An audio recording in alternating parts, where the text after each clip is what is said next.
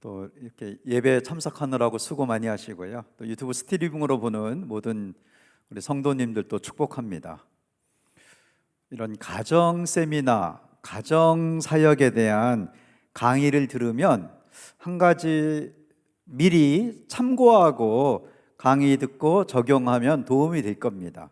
그게 어떤 게 있냐면요, 강사들이 다 달라요. 그러니까 스타일도 다르지만 그걸 전달하는 방법도 다르지만 강조하는 내용도 다를 수밖에 없습니다. 자기의 경험이 다르고 가정의 배경이 다르기 때문에, 그래서 서로 이렇게 보완이 되는 거고, 한 사람이 한 강의가 한 세미나가 그게 모든 걸 다 완전하게 할 수는 없습니다. 왜냐하면 여러분 성도님들의 집안 분위기나 이것도 다 다르잖아요. 그래서 미리 어떤 걸 생각하는 게 좋으냐면 나에게 맞는 것만 딱 잡으면 되는 거예요. 저거는 우리랑 안 맞아, 그거는 너무 스트레스 받지 마시고 그냥 지나가게 해도 됩니다. 그게 이제 주일 예배와 다른 점이지요. 우리는 지금은 세미나로 모였기 때문에 괜찮습니다. 주일 예배의 말씀은 다 영의 양식으로 받아들이지만 이런 세미나 특강의 내용은 어떤 거는 안 맞을 수도 있어요. 너무 고민하지 마시고 좀 듣다가 저거는 정말 우리에게 지금 도움이 될 것 같다, 그거를 기억하고 실천하면 됩니다. 그래서 오늘 그게 몇 가지가 될지 모르겠어요. 한 가지라도 저거를 우리 부부 관계 속에서, 결혼하신 분이라면은 끝까지 사는 게 목표가 되면 안 됩니다. 끝까지 잘 사는 게 목표가 돼야 돼요. 저희는 그렇게 살고 있습니다. 그냥 끝까지 사는 것도 이것만 해도 어디냐. 물론 그 말도 틀린 말은 아니지만 요즘 같은 시대에 쉽게 헤어지고 그러는데 우리는 끝까지 사는 게 목표다. 그것도 귀한 거지만 그래도 우리가 그리스도인으로서 끝까지 어떻게 사는 거예요? 잘 사는 것. 결혼하지 않은 분이라면, 또 자녀들이라면 소망을 갖고 우리도 끝까지 잘 사는 그런 부부가 되고 싶다, 기도하기 시작하는 것도 오늘 이 세미나가 주는 축복이라고 생각을 합니다. 그래서 제가 시작하면서 말한 것처럼 오늘 부부에 대한 모든 것을, 또 지난주도 마찬가지겠죠, 모든 것을 다 해결 방법을 알고 갈 수는 없어요. 그래서 제가 계속 기도하면서 소망하는 것은 우리 성도님들 모든 분들에게 한 가지 이상씩 도움이 될 거라고 생각합니다. 기대가 되십니까? 그래서 오늘 본문이 마태복음 19장 4절과 5절입니다. 조금 전에 읽었지만 한 번 더 보겠습니다. 마태복음 19장 4절 5절. 제가 천천히 읽어드리겠습니다. 예수께서 대답하여 이르시되 사람을 지으신 이가 원래 그들을 남자와 여자로 지으시고, 사실 저희가 이제 부모학교와 함께 쭉 우리 부부가 함께 제 아내도 오늘 같이 왔는데요, 우리 둘이 진행을 해요. 지난주에는 할렐루야 교회 부부학교 5주가 지난 주일로 끝났어요. 또 부모학교도 지난 토요일 온라인 부모학교가 끝났고, 그래서 부부학교 할 때는 2절, 4절 말씀을 많이 다룹니다. 남자와 여자. 그러니까 지난주에 강의도 정말 좋더라고요. 저희가 먼저 스트리밍으로 들었거든요. 그 스트리밍이 아니고 유튜브에 올라와 있는 강의로. 그래서 참고가 되고, 남자와 여자가 이렇게 다르구나, 이런 거를 적용하면 되는데, 또 5절 말씀에 보면 5절 함께 읽겠습니다. 말씀하시기를 그러므로 사람이 그 부모를 떠나서 아내에게 합하여 그 둘이 한 몸이 될지니라 하신 것을 읽지 못하였느냐. 여기 사람이 그 부모를 떠난다. 앞뒤 문맥을 보면 그 사람은 남자이지요. 왜냐하면은 부모를 떠나서 아내에게 합한다라고 했기 때문에. 다른 번역본은 아예 번역 자체를 남자가 아버지와 어머니를 떠나서 아내와 합하여 한 몸이 된다라고 번역되어 있습니다. 이 5절 말씀만 보면 부부가 되는데 저는 남자가 더 잘해야 된다고 생각해요. 아내들은 안 그래도 가정을 지키려고 수고합니다. 노력하고요. 관심도 있고.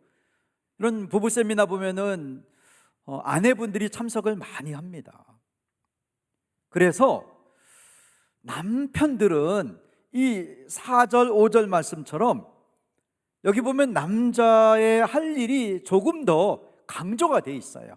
떠나는 것도 그렇고 합하는 것도 그렇고 한 몸이 된 것을 지키기 위해서 노력하는 것도 마찬가지고요. 오늘 제가 이제 1시간 안에서 어떤 걸 주로 나눌 거냐면요, 우리 남편들이 좀 힘든 일도 많고 수고를 이미 많이 하고 있지만 우리가 좀 더 잘하자, 그 이야기를 저는 어떻게 하고 있는지를 좀 소개하면서 나누려고 합니다. 남편들이 조금만 더 가정을 지키기 위해서 노력하면 우리 모든 가정이 행복할 수 있습니다. 좀 행복한 믿음의 가정이 될 수 있어요. 남편만의 책임이다 그건 아니겠지만 오늘 이 세미나에 참석한 모든 우리 남편들, 남자분들께 좀 격려도 드리고 그러면서 제가 그 기도를 많이 했어요. 하나님이 우리에게 좀 알려주시도록, 그런 마음을 일으켜 주시도록, 이 끝까지 잘 사는, 오늘 설교 제목 사실은 그게 저희가 쓴, 우리 부부가 함께 쓴 책 제목이기도 합니다. 끝까지 잘 사는 부부. 근데 그 책 이전에 끝나고 몇 분들 받아간다고 제가 들었는데요, 그 전에 하나님 부부로 살아가기, 그게 먼저 책이에요. 저희가 하나님 부부로 살아가기 책을 쓰면서 어떤 마음이 있었냐면은, 부부가 끝까지 잘 살려면은 사람의 힘만으로 되지가 않더라고요. 여러분 어떻게 잘 되십니까? 제가 아무리 열심히 하고 제 아내도 열심히 노력해도 우리만으로 되는 것이 아니고 하나님이 도와주실 때 이게 가능합니다. 그래서 삼각형을 생각하면 쉽습니다. 삼각형. 이게 삼각형이 있어요. 삼각형. 그 위에는 하나님, 아래 양쪽은 남편과 아내, 좀 떨어져 있죠. 줄로 연결은 돼 있지만 남편과 아내가 삼각형의 아래쪽에 양쪽에 있고, 가운데 꼭지점이라고 하잖아요. 거기는 하나님. 근데 남편과 아내가 가까워지는데, 한 몸이 되기 위해서, 가까워지기 위해서 서로에게 관심을 갖고 노력하는 것도 물론 도움이 되겠지만, 더 쉬운 방법은 삼각형의 꼭지점을 향해서, 하나님을 향해서 여기 올라가면 자연스럽게 가까워집니다. 그래서 하나님이 중심이 될 때 부부 관계, 부부 생활이 어렵지가 않습니다. 그래서 끝까지 잘 사는 부부가요, 가능합니다. 쉽진 않지만 그렇게 어렵지도 않고 가능합니다. 소망이 되는 거죠. 그 대신 서로 노력을 해야 되는데, 제가 처음부터 말씀드린 것처럼 우리 남편들께서 조금 더 노력하면 좋겠어요. 조금 더 하나님께 나아가고 또 기도하고 우리가 지켜야 될 것들을 좀 지키고, 그러면은 끝까지 잘 사는 부부가 되기가 가능하다는 겁니다. 하나님의 중심, 하나님 부부로 살아가기, 저희가 책을 쓰면서 그걸 강조한 거거든요.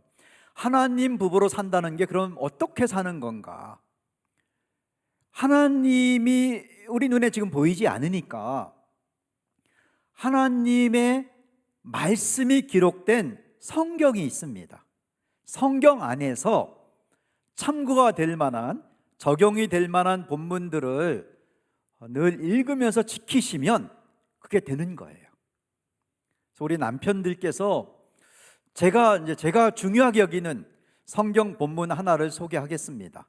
이 마태복음 19장 4절 5절과 함께 저는 그 말씀을 그냥 나에게 주신 하나님의 말씀이다 생각하고 정말 지키려고 노력을 해요.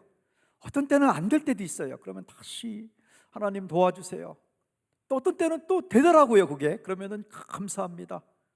그러다가 방심하면 또 놓쳐요. 그러면 또 정신 차리기 위해서 노력하고 하면서 우리의 부부관계를 끝까지 잘 사는 부부가 되려고 붙잡고 있는 말씀 하나를 소개하겠습니다. 에베소서 4장 말씀입니다. 성경책을 한번 펴실까요? 에베소서 4장 성경책으로 펴도 되고요, 스마트폰으로 보는 분이 있으면 어플로 해도 되고, 에베소서 4장 천천히 찾아보죠. 4장 32절. 에베소서 4장 32절. 다 찾았습니까? 한번 읽어보겠습니다. 에베소서 4장 32절 시작. 서로 친절하게 하며 불쌍히 여기며 서로 용서하기를 하나님이 그리스도 안에서 너희를 용서하심과 같이 하라. 서로 인간관계에 대해서 쭉 설명하다가 이 말씀이 나온 건데요, 이건 부부에게만 말씀한 건 물론 아니지만 부부에게 적용하면 딱 좋은 말씀입니다. 서로 친절하게 하자, 또 서로 불쌍히 여기자, 서로 용서하자. 이 세 가지를 기억하는 거예요. 잊지 않는 겁니다. 우리 남편에게 내가 친절하게 하자, 우리 아내를 불쌍히 여기고, 또 서로 좀 용서하면서 용납받을 때 얼마나 좋겠어요. 내가 용납받는구나, 내 있는 모습 그대로 나를 받아주는구나, 그러한 배우자라면 얼마나 마음이 편하겠습니까? 그래서 제가 이거를 잊지 않으려고 합니다. 아내에게 좀 친절하게 하려고 하고, 아내를 불쌍히 여기고, 그건 부족하다는 뜻이 아니고요, 내가 그걸 통해서 마음을 좀 알아주고 도와주고 할 수 있는 거거든요. 그리고 저도 아내를 용서할 게 있고요, 또 아내가 저를 용서할 것도 있고, 이 세 가지가 인간관계 속에 수많은 원리 원칙들이 있지만 오늘 이거라도 기억하고 지켜서 적용하면 끝까지 잘 사는 부부. 특별히 제가 여러 번 강조하네요. 우리 남편들이 조금 더 신경을 쓰는 거예요. 아내에 대해서 이렇게, 아내 때문에 혹시 억울한 게 있으면 그냥 용서하는 거예요. 그리고 아내의 어떠한 모습이 내 기준이 아닌 것 같으면은 좀 불쌍히 여기고, 아내가 도움이 필요할 때 무엇보다도 친절하게 하고. 근데 배우자 간에 친절하게 한다는, 언제 친절하게 하는 게 좋을까? 언제 불쌍히 여기는 게 또 좋을까? 저는 아내가 아프다고 할 때 좀 우리가 불쌍히 여기고, 그리고 그러길래 그냥 내 말 안 듣고 운동 안 하더니 그런다 그러지 마시고 좀 친절하게 하고. 근데 저는 이걸 너무 못했어요. 제가 결혼을 하는 게 제 아내를 만나기 전까지는 생각이 없었어요. 저는 결혼 자체가 너무 겁이 나고 두렵기도 하고, 저는 섬에서 전도하면서 교회를 개척하면서 있을 때 제 아내를 만났는데요, 아내를 안 만났으면 제가 결혼을 했을까 잘 모르겠어요. 근데 만나서 너무 몰라갖고 이 기독교인이 쓴 결혼에 대한 책을, 그 당시 나온 책을 정말 다 사서 읽었습니다. 그래도 어떤 건 도움이 되지만 막상 결혼하고 나서 부족한 게 너무 많더라고요. 근데 결혼하고 나서 거의 처음인데, 결혼하고 아내가 처음으로 아팠을 때 저희는 결혼한 다음 날부터 여보 당신이라고 불렀거든요. 저희를 도와준 분이 그렇게 하라고 하더라고요. 호칭을 여보 당신 뭐 신혼여행 가서 막 연습했더니 그게 됐어요. 근데 아내가 저보고 여보 내가 아파요 하는 거예요. 몸살이 난 거예요. 어디 크게 아픈 건 아닌 것 같은데 좀 심하게 몸살이 났는데 아프다고. 아내가 나를 보고 아프다고 하는데 제가 어떻게 했냐면요, 이렇게 가서 보고 좋은 방법이 있다. 아플 때 하는 그 아내가 기대를 갖고 그런 게 있냐, 내가 지금 아픈데. 근데 제가 뭐라고 말했냐면은 저의 진심, 저는 진짜였어요. 진짜 거짓말도 아니고 그냥 제 마음을 담아서 뭐라고 했냐면 그럴 때는 십자가를 묵상해라. 십자가를 묵상해라. 꾹 참으면 참다 보면 남는 거야. 제가 아내한테 그랬어요. 왜냐하면 제가 그렇게 살았어요. 저는 13살부터 혼자 살았거든요. 가족이 흩어져 있었고, 그래서 주위에 가족이 없었기 때문에 가정이 되는 거에 대한 소망, 그리움이 있었어요. 나는 좋은 가정을 이루고 싶다라는 것과 함께 동시에 겁이 났었어요. 우리 아버지도 일찍 돌아가셨지, 어머니는 혼자 고생하면서 일하고 계시고, 저는 뚝 떨어져서 또 일하고, 나중에 어머니가 일하고 내가 일하면서 번 돈 모아서 집 한 칸, 방 한 칸이라도 하려는데 너무 돈이 부족한데 어느 목사님이 도와주셨어요. 교회에 사택에 빈 방 하나 있으니까 갈 때까지 있으라고. 교회도 안 다니는데. 그래서 갈 데가 없으니까 거기 가서 있는데, 그 대신 이 품앗이가 있잖아요. 목사님이 도와줬으니까 우리 가족 중에 한 명은 교회 가서 앉아 있어야 되는 거예요. 그게 제가 뽑힌 거예요, 제가. 근데 믿음은 언제 생깁니까? 들으면서. 그러다가 제가 믿게 된 거예요. 그러니까 교회는 너무 고맙고 감사하고, 그런데 예배 참석하다 보니까 예수를 믿게 됐는데, 예수 믿어서 제일 좋은 것, 예수님의 참을성이 좋더라고요. 십자가에서 어떻게 이렇게 참았을까? 그게 딱 내 스타일이었어요. 저는 꼭 참는 스타일이에요. 자연치료 이런 거 좋아하고요.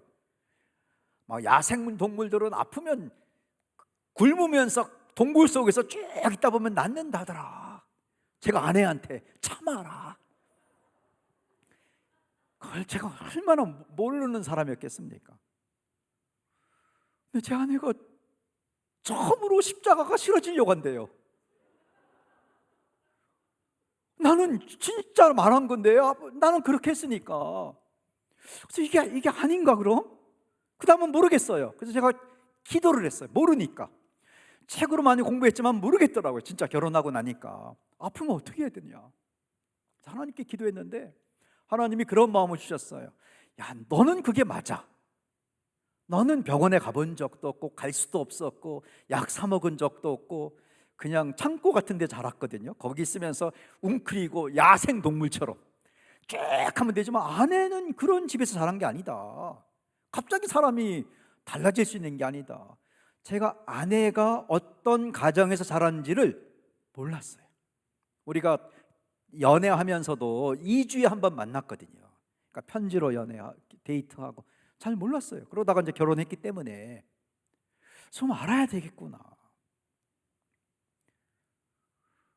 그래서 우리가 그때부터 서로 어떻게 성장했는지를 이야기를 시작했어요. 이야기를 하다 보니까 정말 좋더라고요. 근데 그때 지금 생각해도 진짜 잘한 게 뭐가 있었냐면은, 우리 어떻게 성장했는지를 이야기하는데 좋은 것만 나누자. 우리 둘이 안 좋은 거 말하지 말고, 집에서 부모님께 상처받은 거 이런 거 말하지 말고, 어려웠던 것, 물론 그것도 누군가에 가서 위로받아야 되지만은 우리가 그런 것보다도 좀 좋았던 거. 왜냐면은 이제 만나서 아내를 통해서 처가에 대한 저의 생각이 만들어지는 거잖아요. 경험한 게 아니니까. 또 저를 통해서 저희 집에 대해서 아내도 알게 되는 거예요. 그건 뭐 경험한 게 아니니까, 기억할 것도 아니니까 제가 하는 말 그대로 받아들이는 거예요. 그래서 서로 좋은 걸 이야기하자. 저부터 하래요. 근데 저는 이야기할 게 없어요. 좋은 게 생각이 안 나요. 아무리 생각, 우리 아버지에 대해서 아무리 생각해도 좋은 것도 안 나고, 우리 집에 대해서 당신이 먼저 해라. 그랬더니 아내가 동생 태어난 날 얘기를 하더라고요. 신기하더라고요. 그거 듣다 보니까. 맞아, 나도 동생 태어났는데 나이가 비슷한데 왜 나는 그런 생각이 안 나지? 내 아내는 동생 태어난 날, 그 다음 날 또 동생 태어난 날, 다른 얘기, 같은 날인데 그 다음 날 또 얘기, 일주일 동안 얘기하더라고요. 동생 태어난 날을. 내 동생 태어난 날 같더라고요, 듣다 보니까. 그러다가 길 가다가 동네에서 넘어진 이야기, 그걸 또 며칠 동안 해요. 그리고 학교 가다가 꽃이 피었대요. 근데 저는 이제 그때 대학생 사역을 할 때인데요, 캠퍼스 가서 막 전도하고 피곤해서 이제 밥 먹고 자려고 하는데 아내가 이제 옛날 어떻게 성장했는지를 얘기한다고 하니까 이제 들어야 되잖아요. 듣다 보면 졸고 듣는 척 해야 되니까 눈 뜨고, 그래도 내가 안 졸고 들었다 그런 표시를 내고 싶어서 아내가 학교 가는데 꽃 핀 이야기를, 길가에 꽃이 피었대요. 그걸 또 하는 거예요. 그래서 그거 얼마 전에 했었다고. 나도 다 들어. 그랬더니 그때 한 거는 초등학교 때고 지금은 중학교래, 중학교. 꽃이 다르대요. 왜냐면 꽃 핀 걸 보면서 느낌, 감정, 친구와 대화한 거, 이런 이야기를 하는데요, 정말 하루에 2시간, 3시간씩 이야기를 했어요.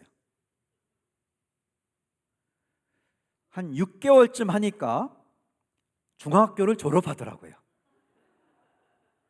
그리고는 다 했대요. 성경에 예수님이 다 이루었다 한 것처럼 고등학교는 뭐 특별히 말하지 않아도 된다고 하면서 중학교까지 다 했대. 6개월 동안 분량이 얼마나 많습니까? 하루에 2시간, 3시간씩 다 했대요. 그리고 한마디, 당신이 내 친구 같아. 진짜. 그러니까 저의 친절함은 뭐였냐면 그걸 끝까지 들어준 거예요. 그러니까 친절한 거를 친절하게 하는 우리 남편들께서 지금이라도 아내가 어떻게 성장했는지, 보통 그런다고 합니다. 13살 아니면 17살 이전의 기억과 경험이 그렇게 중요하대요. 그때 어떻게 성장했는지를 알면 끝까지 잘 사는 부부가 되기가 쉽습니다. 결혼한 다음부터는, 만난 다음부터는 알 수 있잖아요. 근데 옛날 일은 알려줘야 알게 되는 건데, 그 대신 좋은 것을 말해줘야 돼요. 안 좋은 건 마음의 상처, 한 말 또 하고 풀리지 않는 그거는 상담받으러 가서 돈 주고 하는 게 최고입니다. 상업적 관계 속에서 돈 주고 내 힘든 얘기 막 토로하는 게 좋고요, 부부간에는 힘든 얘기보다도 좋았던 거 생각이 안 나잖아요. 제가 생각이 안 났어요. 다 아내가 다 했대요. 그리고 이제 당신 얘기에 생각이 안 나요. 당신도 있을 거야. 당신도 좋은 게 있을 거야. 아버지 좋은 부분 있을 거야.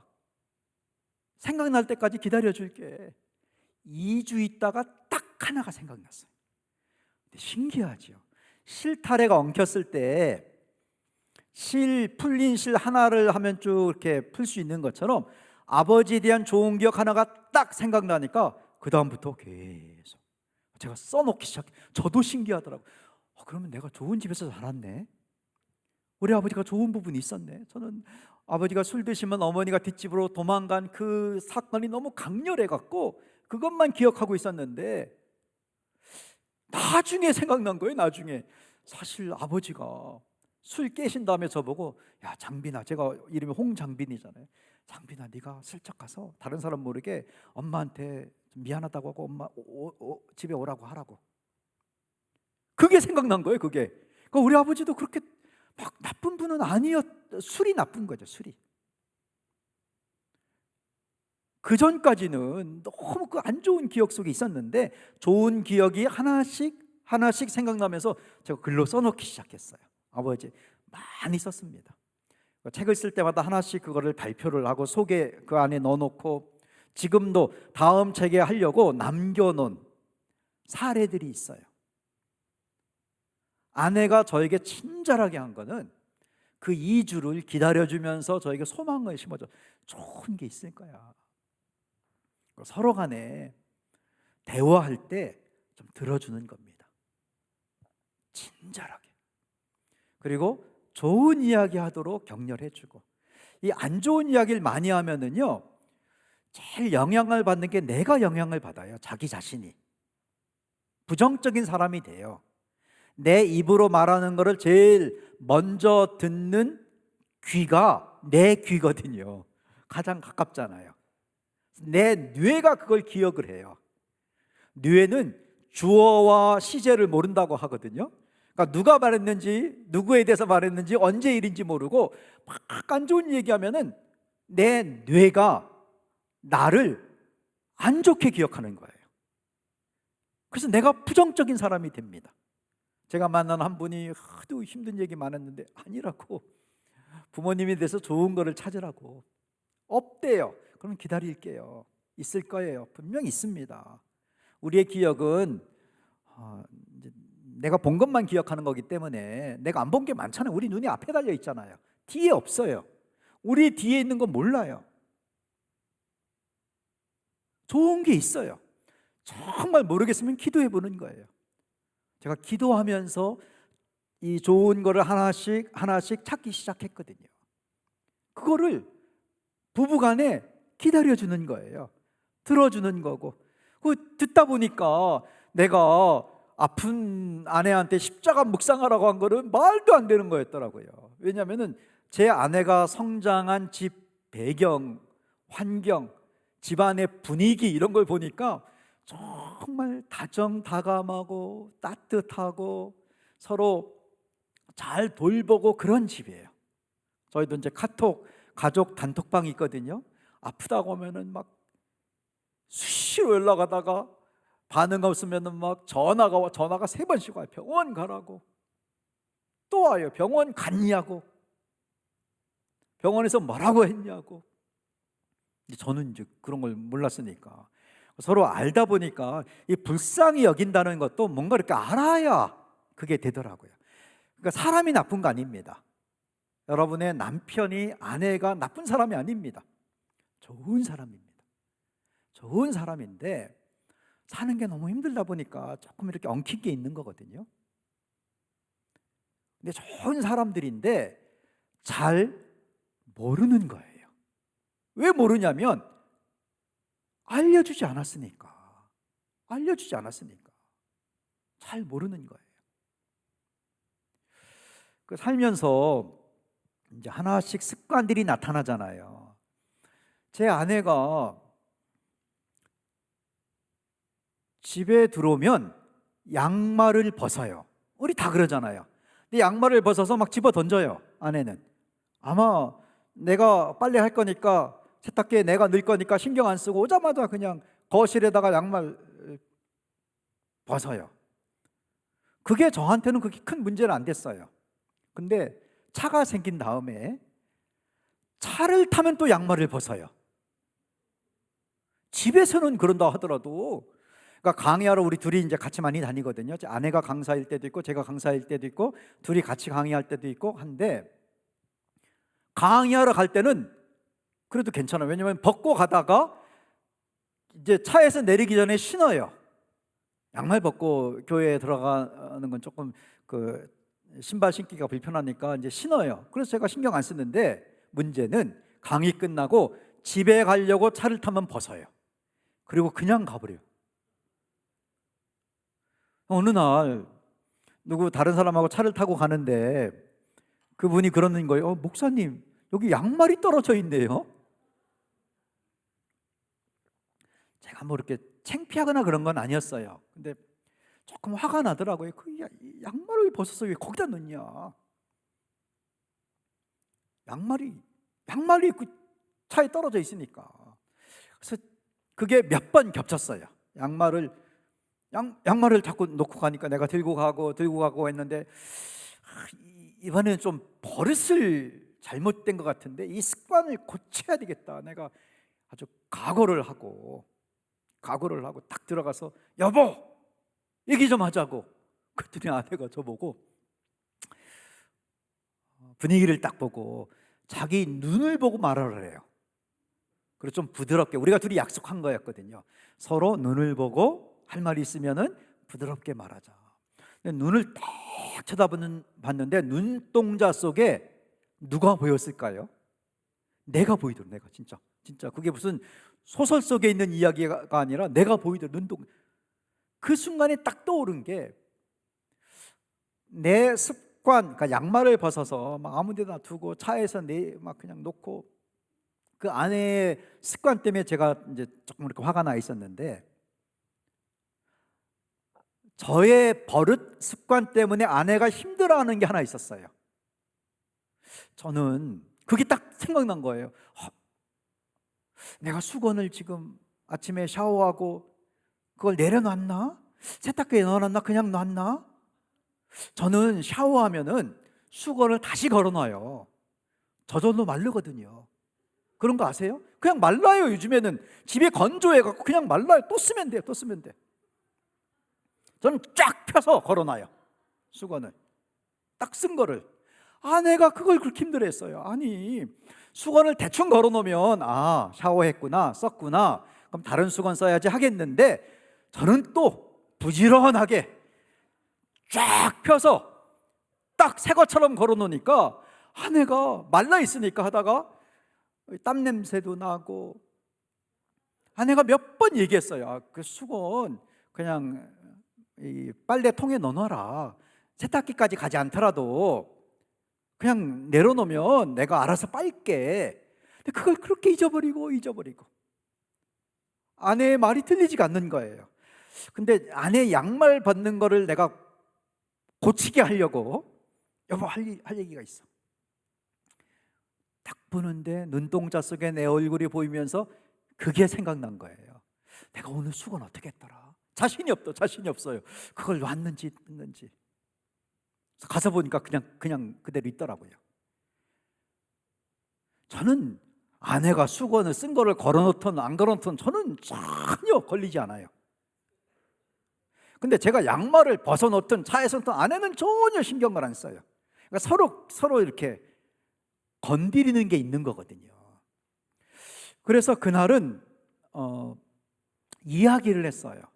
제가 따지러 갔다가, 여보, 근데 당신이 차에서 양말을 벗어놨대. 아내가 그랬나? 근데 그거 좀 고맙더라. 왜냐면 제가 차 바닥에 떨어진 양말 줍다가 제가 아끼는 볼펜을 찾았거든요. 그거 고맙더라고요. 그거 어디 갔는지 모르고, 내가 아끼는 펜인데 그 바닥에 떨어져 있는 걸 모르고 양말 때문에. 아마 다른 날 같으면은 그 펜 찾았다고 양말 덕분에 그 얘기 안 했을 것 같아요. 그 양말만 갖고 지금 따지려고 갔는데 딱 내가 잘못한 게 생각나서 고맙더라. 그런데 당신은 왜 양말을 그렇게 자꾸 벗어? 그랬더니 자기는 답답한 게 싫대요. 옷도 꽉 끼는 옷을 못 입고요, 뭘 걸치는 걸 싫어해요. 목걸이도 안 하고 귀걸이도 지금도 아무것도 안 해요. 뭘 이렇게 걸치는 거를 아주 힘들어해요. 여러분도 그러겠지만은 마스크 쓰고 있으면서도 힘들어했어요. 다니면서도. 왜 그러지? 손발이 차고 혈액순환이 좀 잘 안 돼요. 그래서 이렇게 양말이 좀 쪼인대요. 그래서 발이 뭐 이상한가? 발을 좀 이렇게 주물러 줬더니 너무 좋대. 내가 주물러 주니까. 그때부터 지금까지 발 주물러 주고 있어요. 그 좋대요. 그러니까 제가 이렇게 보니까 저는 괜찮은데 좀 혈액순환도 안 되고 체질이 그런가 봐요. 그래서 제가 이렇게 만져주니까 좋대요. 여보, 발만 만지지 말고 어깨도 그런데 어깨도 주물러 주고. 뭘 걸치는, 한 번은 목걸이가 들어왔거든요, 선물로. 근데 목걸이를 못 차요. 하면은 너무너무 이상하고 그런다고. 그래서 체질이 좀 다르고 한데 그때 발 주물러 주면서 이해가 되더라고요. 그리고 또 뭐 큰 건 아니지만 그래도 좀 불쌍해 보이기도 하고. 양말 지금도 양말 함부로 막 벗습니다. 지금도 벗어요. 그럼 저는 그런가 보다 해요. 그 양말이 어디로 가는 것도 아니고. 그냥 갔다가 본 사람이 세탁기에 넣으면 되고 그냥 어디 가는 게 아니더라고요. 근데 제가 이제 양말 찾다가 볼펜 펜 찾아서 고마워 그리고 야 당신 좀 혈액순환이 안 되는구나, 내가 만져줄게, 주물러 줄게 하다가 아내가 저한테 근데 여보 당신은 그 수건을 왜 똥걸 그 쓴 거를 또 쓰고 또 쓰고 그러지? 그때 그 말 듣자마자 생각이 나요. 그 전까지는 나도 왜 그런지 몰랐어요. 왜 그런지 몰랐는데 그때 생각난 게 제가 살면서 수건 없이 산 적이 너무너무 많아요. 뭐 이렇게 씻을 때도 없었어요. 창고 같은 데도 있고 남의 집에서 살 때도 있고. 근데 이제 수건 한 장 갖고 산 때도 있었어요. 짐을 많이 못 갖고 다니고 하니까. 그래서 어떻게 빨아서 말립니까? 내 나름대로 방법을 찾았다고 한 거지요. 저절로 말리더라. 아픈 것도 저절로 나 참으면 그거 그냥 놓으면 되는 거야. 제가 군대 가서 참 좋은 게요, 밥을 주니까 좋더라고요. 그리고 막 수건도 주고 옷도 주고. 그러니까 제가 쭉 왜 그랬는지 듣다 보니까 아내가 한 말이 지금도 기억이 납니다. 당신 진짜 불쌍하게 자랐구나. 내가 수건은 꼬박꼬박 챙겨 놓을게. 그래서 우리 집 수건은 많아요. 우리 집엔 수건이 많아요. 깨끗하게 한 것이 이렇게 화장실에 있어요. 제가 아낄 필요가 없이 수건은 내가 꼬박꼬박 챙겨 놓을게. 그래도 가끔 제가 샤워한 거를 이렇게 걸어놓을 때가 있는데 제 아내가 그거 갖고 뭐라고 말 안 해요. 그런가 보다 하고 새 수건 찾아서 쓰는 것 같아요. 그러니까 서로를 불쌍히 여겨야 되는데, 서로에 대해서 좀 친절해야 되는데, 그러려면은 서로를 알아야 돼요. 알아야 됩니다. 안다 했는데 본 것만 알 수 있어요. 어렸을 때 어떻게 지냈는지, 어떤 일이 있었는지. 그렇게 막 얘기하면은 짜증날 때가 있죠. 한 얘기 또 하고 힘든 얘기만 하려고 하니까. 근데 좋은 이야기, 재미있었던 이야기, 그 어떻게 성장했는지도 힘든 이야기도 좀 걸러서 이해를 돕기 위해서 알려주면 에베소서 4장 32절 말씀처럼 서로 친절하게 할 수가 있고요, 서로 불쌍히 여길 수가 있고, 또 서로 잘못한 게 얼마나 많습니까? 예수님이 70번에 7번씩 용서하라, 그거는 가까운 사람들 이야기잖아요. 그게 아니면 어떻게 그렇게 오랫동안 용서를 하겠습니까? 서로 잘못한 게 부딪혀요. 서로 살다 보면은 서로 용서하고. 용서는 성경에서 두 가지 방법을 소개해요. 하나는 큰 심각한 죄를 지면은 그 인간의 마음으로 용서가 안 돼요. 다행히 감사하게도 우리 부부는 서로를 어렵게 하는 심각한 죄를 지은 적은 없어요. 그게 저희한테는 참 다행스러운 일이죠. 근데 살다 보면 심각한 죄를 지은 분들이 있어요. 그럴 때는요, 헤어지는 게 아니고 용서하는 건데 용서가 안 되잖아요. 성령의 능력으로 용서하셔야 됩니다. 예수님이 부활하시고 제자들에게 나타나서 부활하신 다음에 성령을 받아라 하시고 말씀한 게 있어요. 한번 찾아볼까요? 요한복음 찾아보겠습니다.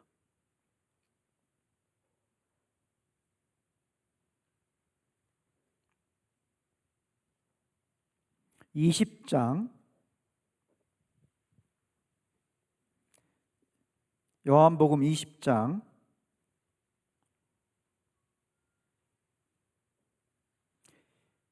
22절 말씀. 요한복음 20장 22절 시작. 이 말씀을 하시고 그들을 향하사 숨을 내쉬며 이르시되 성령을 받으라. 성령을 받았어요, 제자들이. 그 다음 23절 시작. 너희가 누구의 죄든지 사하면 사하여질 것이요 누구의 죄든지 그대로 두면 그대로 있으리라 하시니라. 성령을 받으라. 성령을 받았잖아요. 그럼 성령이 우리 안에서 역사하십니다. 성령의 능력이 임합니다. 성령의 능력으로 하는 일, 처음 일 소개한 게 용서할 수 있는 힘이 생긴다, 그겁니다. 23절에 너희가 누구의 죄든지 용서하면 용서해진다. 그대로 두면 그대로 있는다. 용서가 그거 쉽지가 않습니다. 쉽지가 않아요. 힘이 있어야 용서할 수 있는데 그 힘을 성령으로 힘을 받는다는 겁니다. 성령을 받으면. 그래서 심각한 배우자 간에 심각한 죄를 졌으면은요, 그 죄의 종류는 여러 가지가 될 수 있어요. 근데 사실 제가 함부로 말씀드리는 건 절대로 아니고요. 그게 하나하나 얼마나 우리에게 아픔이 되겠습니까? 힘들겠습니까? 그렇지만 또 거기서 거긴 것도 있어요. 성경에 이런 게 있습니다. 너희들이 해봤자 통에 있는 물 한 방울이다. 어떤 사람이 한 일이 하나님에 비하면 먼지에 있는 티끌 같은 거다. 먼지가 있는 그 저울이 있는 데가 먼지가 저울에 있는 티끌, 저울이 양쪽에 있는데 먼지 하나, 티끌 하나 얻는다고 그게 확 기울어지는 것도 아니고 통에 물 한 방울. 하나님이 우리에게 하신 일에 비하면, 하나님이 우리에게 용서한 거에 비하면, 우리를 참아준 거에 비하면, 죄가 사실 너무너무 우리를 힘들게 하지만 그것도 사실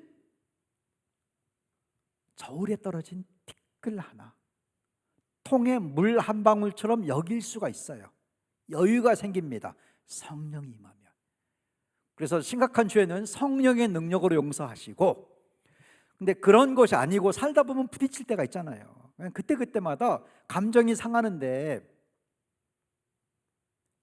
감정이 상하면 상한 감정이 됩니다.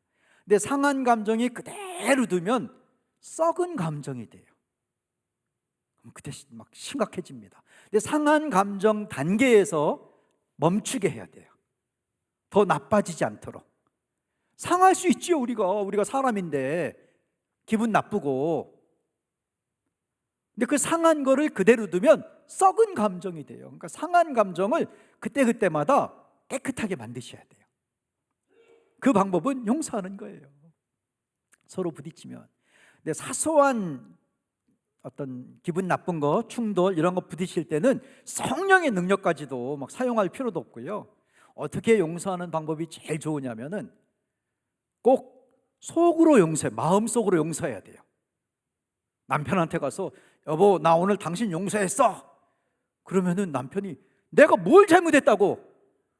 당신은 안 그래? 그래요. 그러니까 상대방이 눈치채지 못하게 속으로 용서한다. 내가 참는다 하지 마시고 참는다고 하면은 나중에 폭발해요. 깨끗하게 씻어내는 거는 용서하는 겁니다. 서로 용서라고 했으니까. 용서. 제가 이거를 아내한테 배웠어요. 한 번은 아내가 이제 50견이 오고 또 갱년기가 겹쳤을 때 아내가 마이크 들고 강의를 계속 하다 보니까 이 어깨가 조금 나이에 비해서 일찍 통증이 오기 시작했어요. 그래서 이제 꼼짝 못하게 된 겁니다. 또 갱년기가 되고 하면서 꼼짝 못하게 됐어요.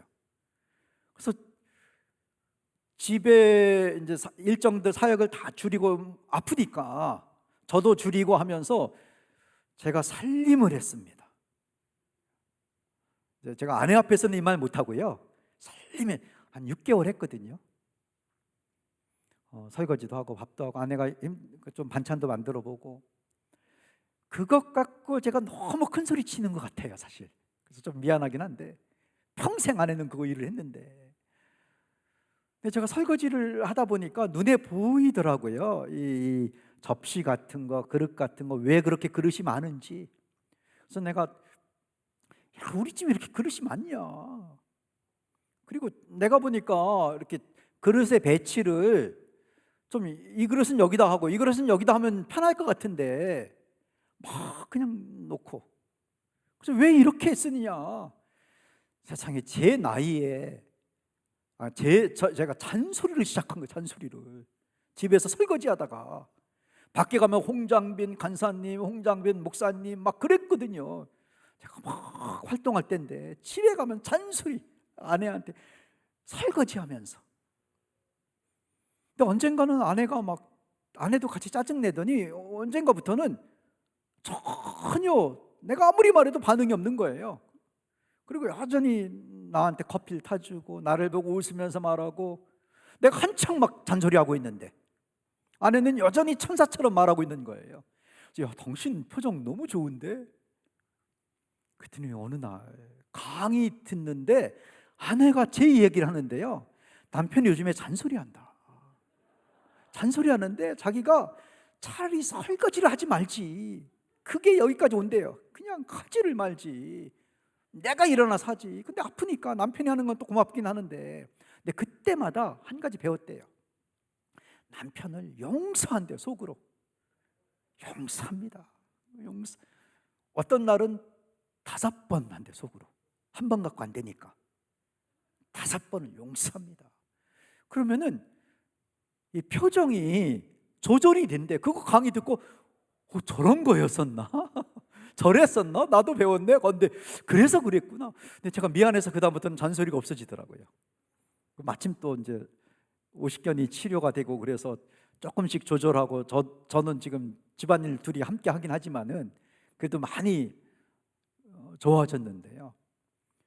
제가 좋은 거 배웠어요. 용서하는 거. 아내가 한 5번 속으로 하면 없어진대요.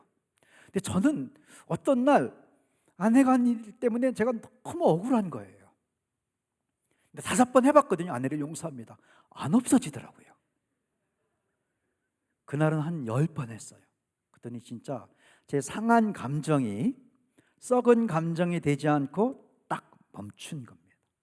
제가 만나본 많은 남편들은 아내에 대해서 억울한 분들이 많더라고요. 나도 하려고 했는데, 한 만큼 했는데 맨날 나한테 못한다고 하고 어디 가서 나쁜 얘기하고. 제가 만나본 많은 아내들은 남편 욕을 해요. 제가 만나본 많은 남편들은 아무 말도 안 해요. 그냥 억울해해요. 억울해해요.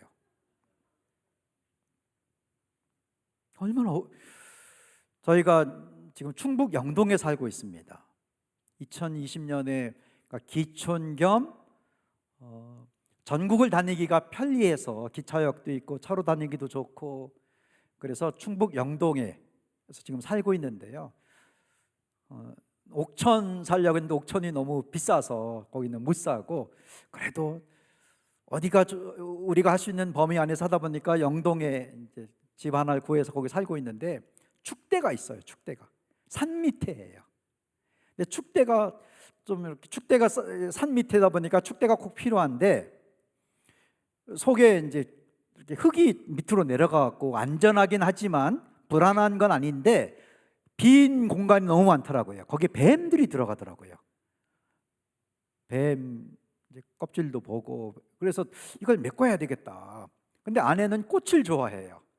그래서 거기 축대에다 흙을 막 메꾼 다음에 꽃을 심었어요. 국화를 심었는데 저는 흙을 메꿔야 되고, 아내는 또 국화를 심었고, 그래서 흙을 다 메꾸면 또 국화를 심겠다고, 국화를 이제 또 거기다 옮겨 심겠다고 이렇게 했는데, 저는 아내가 하는 일에 관심이 있어요.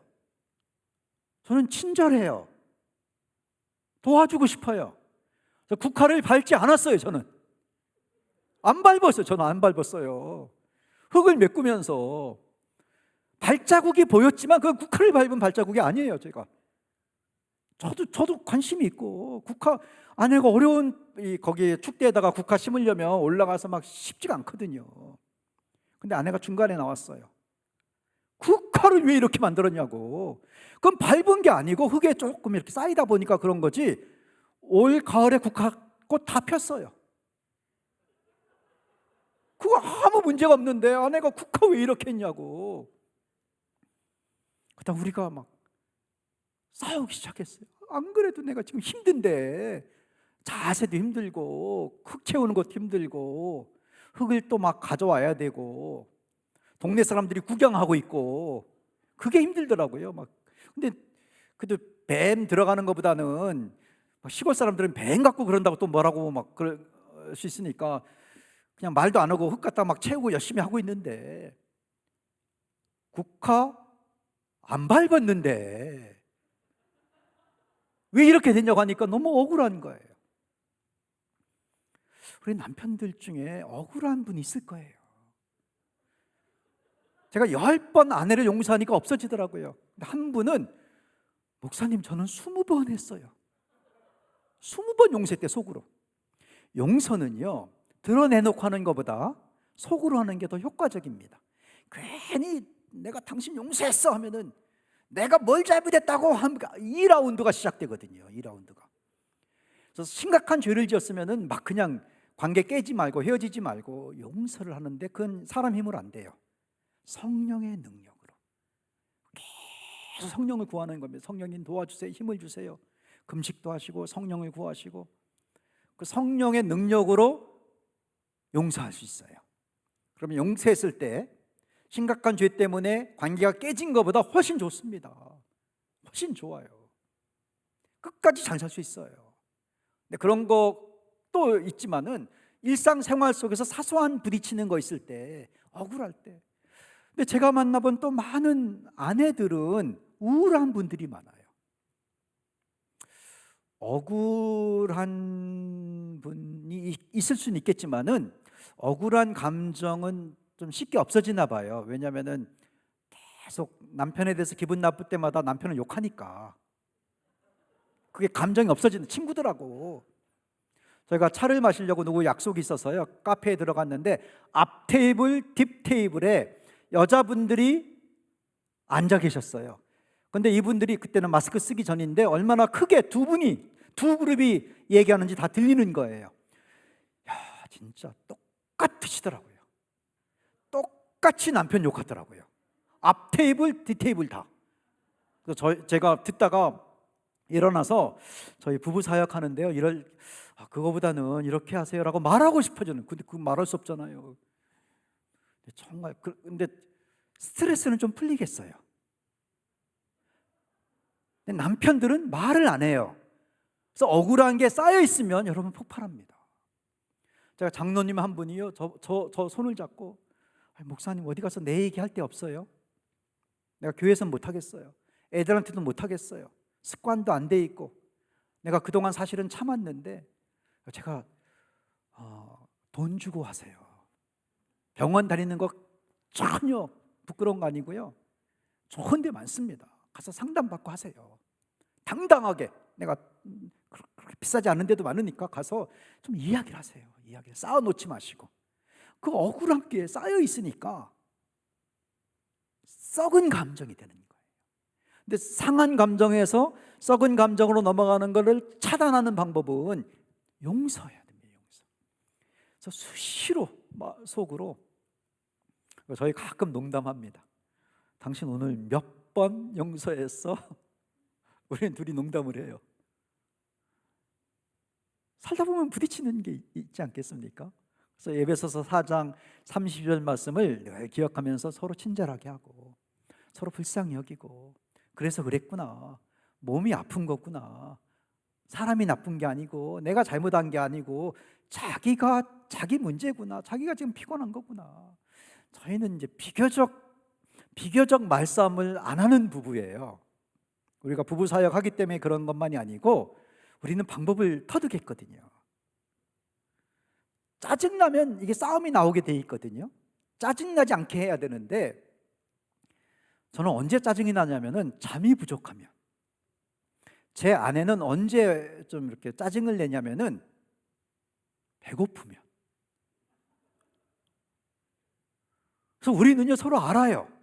그래서 왜 안 싸우냐면은 먹고 나서 얘기해요. 자고 나서 얘기해요. 그러니까 결국 자기 문제라는 것을 알게 됐어요. 내가 피곤한 거구나, 내가 아픈 거구나, 우리 아내가, 우리 남편이 지금 힘든 거지 내가 뭘 잘못한 게 아니구나. 서로를 알면 불쌍히 여길 수 있고 그만큼 더 친절하게 여길 수도 있고요. 어떤 사실, 억울하게 만든 잘못한 사실들, 그거는 용서하시면서, 그러면 끝까지 잘 살 수 있습니다. 다시 오늘 본문으로 돌아가 보겠습니다. 마태복음 19장 4절 5절 말씀을 읽었는데요, 이거 하고 마치도록 하겠습니다. 마태복음 19장 4절 5절.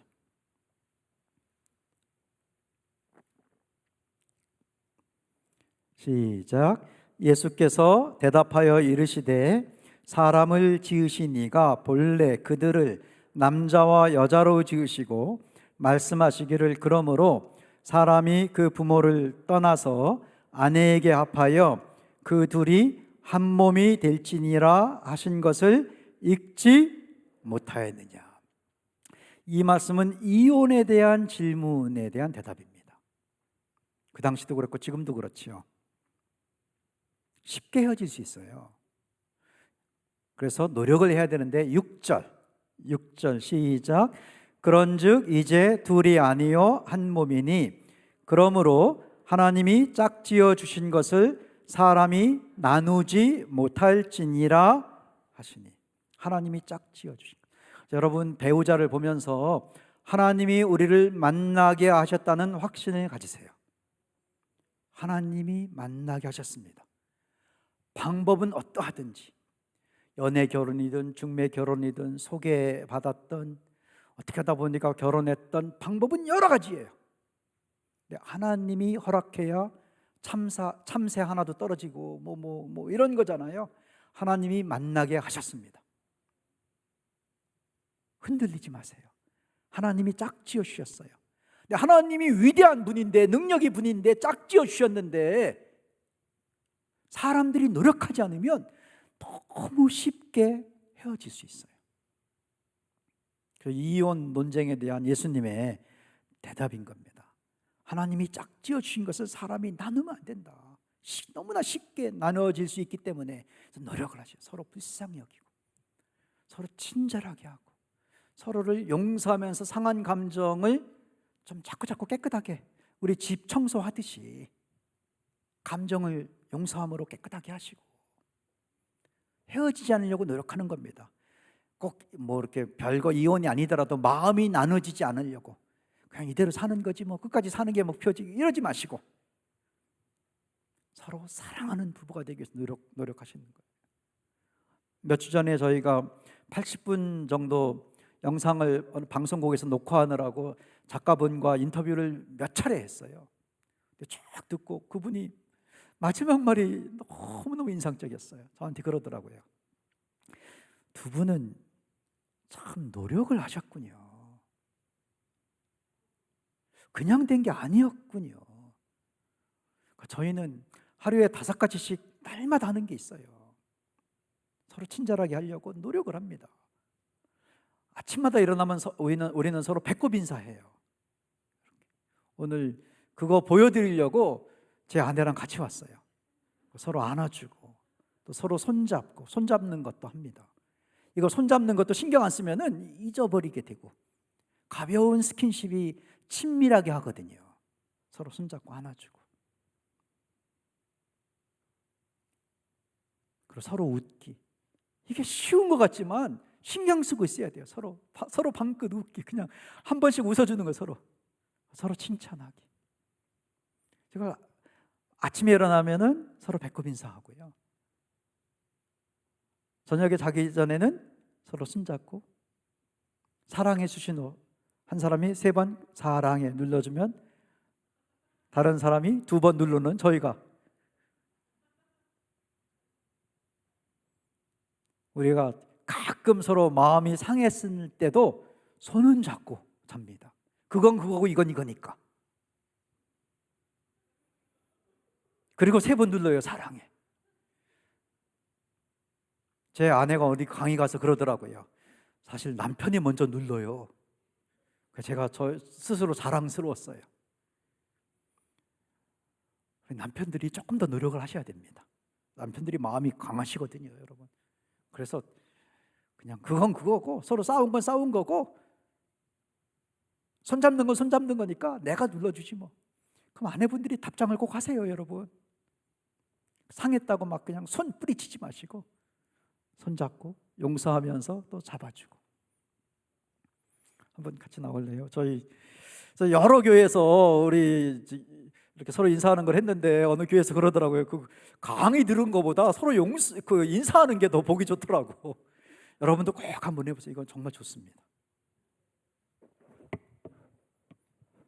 인사하면서 하는 말이 있습니다. 안녕히 주무셨습니까? 오늘도 사랑합니다. 오늘도 사랑합니다. 여러분 모두 끝까지 잘 사는 부부가 될 수 있습니다. 축복합니다. 하나님 아버지, 우리 공주중앙장로교회를 축복합니다.